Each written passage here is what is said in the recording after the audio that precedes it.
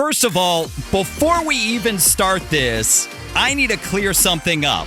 What is the correct way to pronounce your name? Because I have heard it as Alok, Alok. I think there was even like a silent PH in one of the pronunciations. So basically, it's kind of a challenge, I know, because, for example, if you say Alok in Brazil, people will have trouble to understand because they say Aloki here, you know. So if you go to US, it's Alok, and then I'm trying to push to Alok. But it's a hard mission. I honestly don't mind anymore. You can call me anyway. Alok, Olok, whatever. Well, what's even funnier is you were performing at Sunset Music Festival a few years ago, and I was hosting main stage, and I think I mispronounced your name when I introduced you. It's funny because it's like 4 letters only, but it's kind of complicated to make it happen. Right? So we're going to go with Alok. Okay, perfect.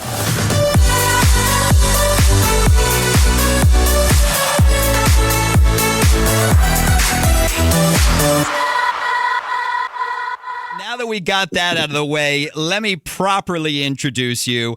Alok, welcome to America's Dance 30 for the first time. Yeah, my very first time. I appreciate for having me. Thank you so much. It's a big pleasure. And in celebration of your first #1 on the U.S. dance charts, is that right? Yeah, it's crazy because, you know, U.S. has such a specific way, you know, the market is so singular. I mean, I had so many big hits, but never really crossed over US.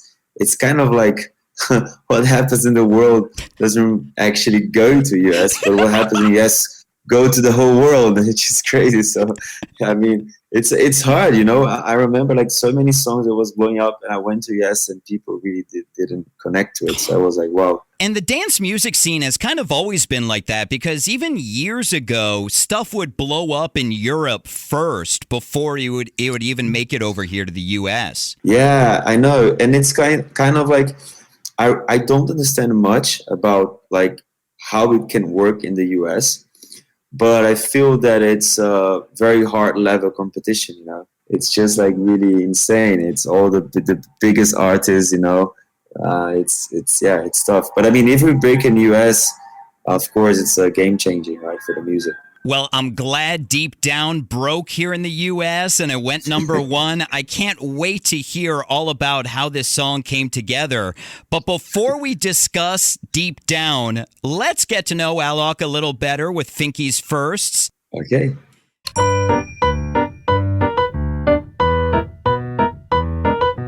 Now, this might be the first time I'm ever seeing this, but is it true that both of your parents were DJs as well? Yes, exactly. So my mom and my dad, they're DJs for the last 26 years, I think. And they're kind of the pioneers of the electronic psytrance music in South America. And I've been born and raised in this electronic scene. So actually what I do is it's like a continuous of the story, you know. It's just like, it's funny because my parents in the beginning, they didn't want me to become a DJ. But like, as I'm a dad now, I just realized that, you know, your kids will never do what you tell them to do, but they will do exactly what you do, you know. It's like an example. So it's kind of like, it's good because they gave me, you know, the possibility to think differently, you know, and to see perspective in my life in a different kind of career. But to be honest, it was tough sometimes because I didn't know if I wanted to continue living through art, which is very complicated. I was looking the world around me and like so many people having financial difficulties, even my parents living through art. So I was, you know, sometimes afraid. But yeah, thanks God, everything went well. Well, with that being said, this might be a little bit of a stupid question then, but was DJing the first thing you wanted to be, or was there something else that you wanted to be growing up? Yeah, it was actually the first thing. I mean, yeah, that was the world around me, so I really wanted to be a DJ. I started to play with my twin brother when we were like, I would say professionally when we were 12.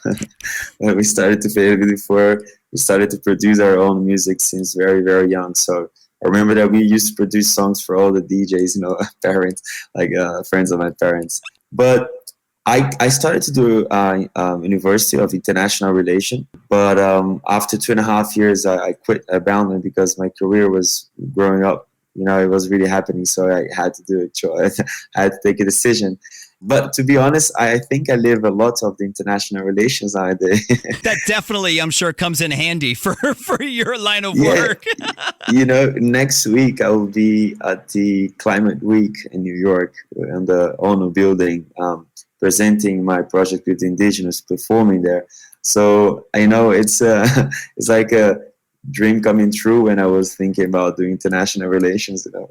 That's so incredible. Now, you mentioned that you first started with your twin brother. Do you remember the first show you ever played? Yes, I remember. The first show I played was actually a disaster. I remember after 15 minutes, I just, you know, I did everything wrong. So in the middle of the party, like I was meant to play 1 hour, right? After 15 minutes, I just run away and left the party there. And I just started to cry, saying that I was the worst DJ in the world, that I could never do it. Oh, Yeah. that's so sad. But after 3 years, you know, practicing a lot and stuff, it was really about the nervous. You know, I got too nervous when I was going in front of the stage. I was a bit shy, and I remember that when I was 12, that was something that for me was like the first time I had the real connection with everyone. And it's like I put up my arms, you know, my hands, and everyone did the same. And I was like, wow, this is unbelievable. I want to do this for the rest of my life, you know. All it took was you putting your hands up and the crowd putting their hands up. You're like, this is amazing. Exactly. Now, of course, Exactly. besides your number one Deep Down, you have had some amazing smashes. Do you remember the first song you ever produced? I remember the first song I ever produced, and I remember the first time I played the song, and it was actually also a disaster. I remember that I produced the first song, and I was playing a party, and it was very like I wasn't playing my own songs, of course. I was playing on like the hits and stuff, and I remember that like people went nuts. So I stopped the DJ set, and then people started to ask for one more, and then I said like, you know what? It's my song. I'm gonna do it. So I played my song, and people were like, "What's going on?" I had the opportunity to blow up, you know, and I just played the wrong song. And I remember that I didn't understand about mix and mastering, so it wasn't even mastering. So it was very, very like low. Yeah, it was a nightmare. I just wanted to finish the song to finish. Yeah, because usually an encore, when a DJ plays like one more song, it's a song that everybody knows. I thought, oh, this is a sign from the universe. You know, I have to play my song now. And of course, after finishing the song, no one asked for one more. That's hilarious. Well, besides Deep Down, of course, you've got another smash that was recently on the charts, Run Into Trouble with Bastille. Besides your brother growing up, who was the first person that you collabed with? I think it was my dad, maybe the first, but I don't remember the first. Maybe a friend of my parents. You know, I will tell you that the first time I had a very interesting experience with a collab was with Mick Jagger. It was something that really changed my perspective how to produce and how I want to be for the future. Like when I met him, he asked me to do a remix for his solos song, which was "Gotta Get a Grip." And then I, of course, accept the challenge. But I remember that my dad's a huge fan of the Rolling Stones. He has the tattoo in his head. Oh, wow. And my dad told me, like, you have a big problem now. And I said, why? Because what are you going to do with a remix of Mick Jagger? But Mick Jagger, for me, it's different from my dad. You know, he's like his idol. And for me, I'm another generation, which I really, you know, didn't understand so much. So, you know, you do a challenge, but you don't know if it's so hard to do it because you don't have all this pressure. So I did it. I remember the first time I was doing it, I had to do 7 versions until he got satisfied. Wow. And he was really like, you know, into it, dive into it, bringing me references. And he was calling me like the whole time to make it happen. So I did it. And then when it started the pandemic, he called me and said like, hey, listen, we are without releasing a song of Rolling Stones for the last 8 years. We're going to release a song now called Ghost Town, which is like related with what's going on, everyone in quarantine. And I was like, do you like to do remix? I said, yes. So at this one, I had to do 10 versions. I swear I forgot 10 versions. And I remember that he was sending me some reference of super cool stuff, which was actually hyping, in Europe, hyping in Ibiza, hyping in US. So I realized that he was really into it, of what was going on. So why he's always fresh? Because he's always looking at what's going on. And I remember even like he called me a few times. I didn't answer because I was kind of busy. Then I called him back and I said, I'm sorry. I mean, I've been like, I just had my son. It's crazy, it's like, and then he told me like, yes, I just had another son. Aww. And I said like, what? You're 84, you know what I mean?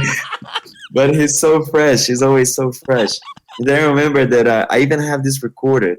I was playing piano, like recording a new melody for inspiration of my new song. And then he called me. And then as soon as he called me, of course I was recording, so I just keep recording. So I got a phone, and then he was approving the last version. I said, listen, this is the last time, like this is the last version, because now I understand why you did the song I Can Get No Satisfaction, because you're never satisfied. This is the last, right? But in the end, I realized that why he's that huge legend, because he's really into it, he really dedicates his time even for the small details, and he's very fresh, and he's always looking at what's coming on. And because he looks always to this new generation is why he always, be in this position. So for me, this was the most interesting collaboration I did, because it was like a lesson for me. I want to be like him when I'm 84. And having another kid? No. Maybe I will doubt, because I will be with my wife probably, and she won't be able to. Well, finally, in Finky's first, of course, your number one smash, Deep Down, is an interpolation of two classic dance songs that we're going to talk about. Do you remember the first dance song you fell in love with? Two artists that really inspired me in the very beginning was the Prodigy and the Chemical Brothers. It wasn't really like a housey classic, but it was kind of a way where, I don't know, it was electronic with rock and roll, and something like was kind of sophisticated. So that was the first love I had. And then I think Daft Punk or Celebration was something that really, reminds me, something that, yeah, it was unique. So I think this one's Daft Punk, yeah. Two classics. I mean, the Prodigy, Firestarter and Breathe. I mean, absolute classic songs. Smack My Bitch Up was, but oh my God, like, Smack My Bitch Up was so good and still is so good. Oh, by the way, yeah. Bonus question in Finky's firsts. Who was the first person to let you know that Deep Down went number one? It was my A&R. And was yesterday, actually. I'm glad I can hopefully be like in the top 5 of people to let you know that it was number one. Yes, you definitely are. And it's like, if you see the title of the song, maybe we're gonna beat the world record of the biggest title in a song ever. There's so many people involved, and if you see the credits for it, it's just like unbelievably big. And I will tell you, like it's like kind of like Ella Ira. She started to do this song. And then it was very similar to the original of Chicago Hills. And it's like, this has to be something that, it's kind of a new version of it. And then I started to produce it. And then at the same time, Never Dull. Yeah, well, Never Dull. He did kind of a mashup. No, was Never Dull. Never Dull. Yeah, no, he did a. Yeah, sorry. There's so many people involved. Yeah, Never Dull. I'm sorry. Never Dull. He did a mashup in TikTok. And it just started to become viral, huge, with those two classics. So I was like, wow, it was exactly what I was producing at the same time. Of course, he tried. I think he tried to release that mashup that he did, but it didn't work out. And then I had this version with Ella Ira. I said, okay, like it's a very good idea. So I invited him to come on board on my song, which I had the right for it. It was like 8 months of negotiation to get all the rights and everything, everyone involved. Yeah, it was a tough journey. But in the end, like I brought everyone together, I unified everyone and we released it. And I mean, it is a long list. Now, did Never Dull have to recut the vocals? Because, of course, the original was These Sounds Fall Into My Mind, not Deep Down. We brought the original master. We brought like and Ella, we were singing this new lyric. But if you listen to the song, it has the both of them. The beginning and the start, the intro is for him, and then after so I mixed everyone together. Wow.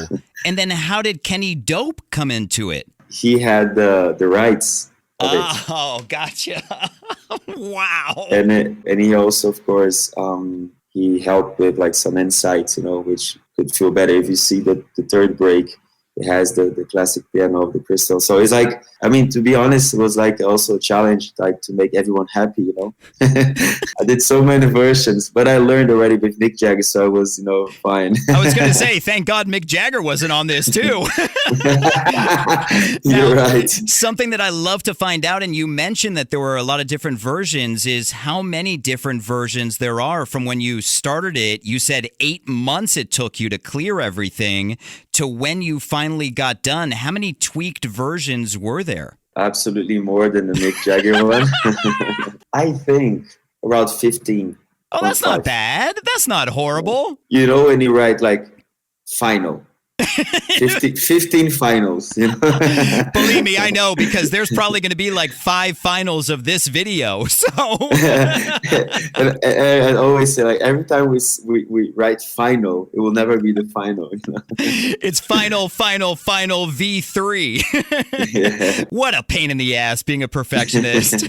Well, congratulations on Deep Down going #1. What is next for Alok? The next is actually an album that I've been producing, inspired by the indigenous roots here in Brazil. I was mentioned to release this year, but I'm recording also a documentary, so it's going to be both released next year. But it's a very important project because it's not for me. It's to bring awareness about the climate change and everything, and the global warming, and of course to listen to what the forest has to say. The best way to do it is listen through the indigenous song, because they are the real guardians of it. So it's kind of a project to bring awareness for them, and it's that's the next one. But as Deep Down is going so well, we had some plans to release songs now, singles, but we're holding it because it's a very good opportunity. We're breaking US, so it's the first time. So I want to do my best, Well, congratulations on that. Can't wait to see everything that's coming for you. Of course, everybody can follow you. It's at Alok Oficial, right? No, it's actually ALOK. Is it on Twitter that it's Alok? Yeah. Official. But if you put Alok, you're going to find it anyway. Well, it's awesome chatting with you. Awesome finally getting to see you here on America's Dance 30. Thank you so much for your time. Yeah, I appreciate it. Thank you so much for this opportunity. And next time I introduce you, I'll know how to pronounce your name properly. You can pronounce it the way you want. It's okay.